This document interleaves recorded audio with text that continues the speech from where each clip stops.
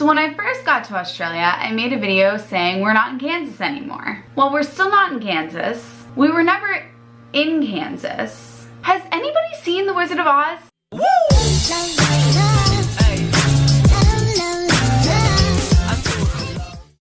As Ron Swanson said in Parks and Rec, blueprints for the future are a fool's errand. So a year ago, I decided to pick up my entire life and move it to the other side of the globe from Boston to Australia.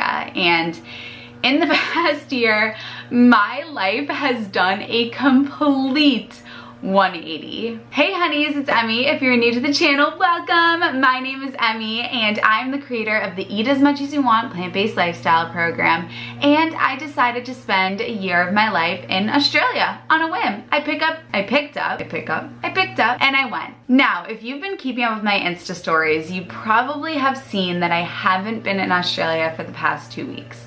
I spent a week in LA and now I am back in Boston. So I've kept this whole thing pretty quiet, and on Instagram I didn't make any permanent posts with the location saying that I was back. So the only people that know about this are the clients on my program, because you guys are like family. So I shared this with you last week. But yes, I have left Australia for good and I am back in my home in Boston. So if you're new here, welcome honey, welcome to the fam, welcome to the Healthy Hunnies. Let me explain where we are and what's going on here. So I'm from Massachusetts, I'm from Boston, I grew up here, I went to school here, and then I went to college in North Carolina. I got a degree in math education, and then I moved back here to Boston and I taught algebra and geometry for 1 year before I realized this is not what I want to do. I wanted to do this. I had such a passion for YouTube and for helping people become healthy, and this is what lit me up. It was all I thought about. All I wanted to do was exactly what I'm doing right now, was to make videos and to teach people how to become healthy and help people become healthy. It was what lit me up and brought me so much energy. But I didn't feel that I could do that while being a math teacher in Boston. It just didn't feel appropriate to be a full-time math teacher and to also have a YouTube channel on the side. I was like, what if my kids find it and then they start calling me Healthy Emmy, and then the school finds out and they're like, this is inappropriate. It was just too much for me to handle. And I was like, I need to get the heck out of here. I need to go to the other side of the world and pursue my dream and just do this thing. So that's exactly what I did. I was 23, I was in Boston, and I was like, I'm moving to Australia. I'm gonna go there and I'm gonna be a teacher, but my main purpose of going there is to really start this dream life that I've always wanted and go for it. So I was 23, I was also doing school to be a nutritionist and become certified, and I was a math teacher, and I picked up and I went to Australia and I started teaching in Australia, and I became certified while I was there as a nutritionist, and I started taking some clients, and that was the beginning of what my life is now. I started listening to podcasts about building a business and entrepreneurship, and I read Grant Cardone's book called Be Obsessed or Be Average, and I realized that I was holding back my obsession with YouTube and with being a nutritionist. It was something that I was sort of embarrassed of almost, because, you know, I'm sitting in my room right now talking to a camera. It's still not a normal thing. It's not a traditional go get a job and work for the rest of your life. It's weird, and I am kind of a weird person, and I've embraced that. But I was embarrassed by it, and so I wasn't allowing my true obsession to shine through. And even still being in Australia, being a teacher, I was not going all in. And then I read that book and I realized that I was holding back my obsession, and I was like, that's it. I am done. I'm done. I'm going all in. I don't care. I'm putting every single ounce of energy into this, because the last thing that I ever want to do, I have this intense fear of sitting on my deathbed, looking back on my life and being like, are you kidding, Emily? You had everything at your fingertips and you sat by and you let yourself be average. That scares the out of me. There's nothing that irks me more than wasting time And I am just so fearful of getting to the end of my life and feeling like it was all wasted, especially because I grew up and, you know, I can afford to buy this MacBook. I can afford to buy this camera. I was blessed with a college education that allowed me to become a teacher, that allowed me to move to Australia. I have absolutely every reason to go for my dreams. And if I didn't, I am doing such an injustice to the people that don't have the resources to go for their dreams. So as I was listening to all these podcasts and looking into entrepreneurship and starting a business, I realized that I needed help. My degree is in math education.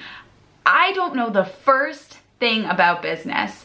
And all of these podcasts that I was listening to, everyone was saying, get a mentor, get a mentor, get a mentor. So I invested my literal life savings in a mentor to teach me how to make a business out of this, how to make a life out of being on social media and being a nutritionist and wanting to help people become healthy. And if it didn't work, I would have been screwed. When I say I invested my life savings, that's not an exaggeration. I wish that wasn't such a cliche because that was my literal reality. Being on the other side of the planet, I had to actually have my dad go down to the bank for me and wire the money from my bank account because it was such a big transaction that I couldn't just call up and do it. That was how intense this was. I was going all in. And the reason why was because, you know, I'm so passionate about this. I'm so passionate about helping people become healthy and living this lifestyle for myself. And I knew that I was not born to be an average person. I was like, I don't care, because what I have to lose is financial. And I want to be able to look back on my life and say, I gave it 1,000%, and maybe it didn't work, but I can't say that I didn't try. And the worst case scenario is that I go back to a bank account with $0 in it. When I was 16 years old, I had a bank account with $0 in it, and I'm doing fine at 24. So that's the worst thing that could have happened. And that was something that I was okay with because my passion outweighed my fear. And so I just went for it. So I went all in, and I was working full-time as a teacher, going to school every single day in Australia, teaching the kiddos. Hi guys, I miss you all so much.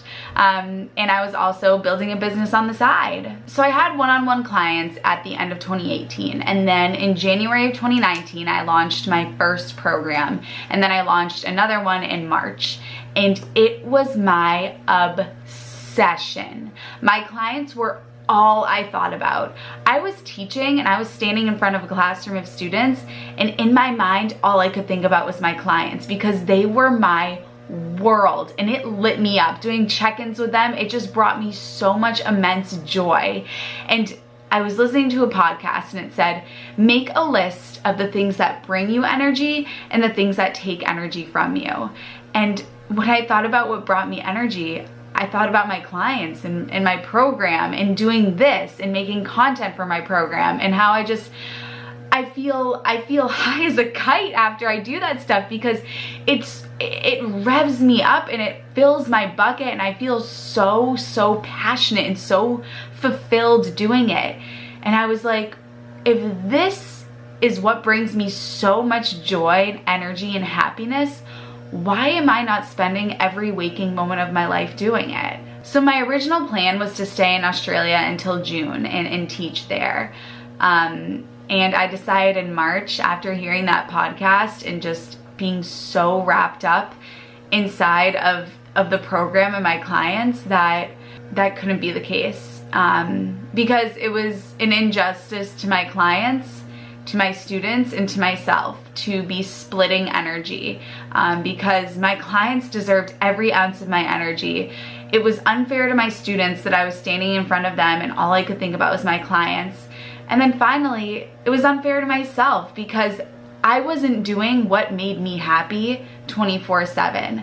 I was doing something that I felt was a bit obligatory because I had a degree in education, and I almost couldn't believe that it could be this good, that I could live a life actually doing what I love. So in terms of what I wanted to do, I knew that I had to go just all in on this and my program and my clients.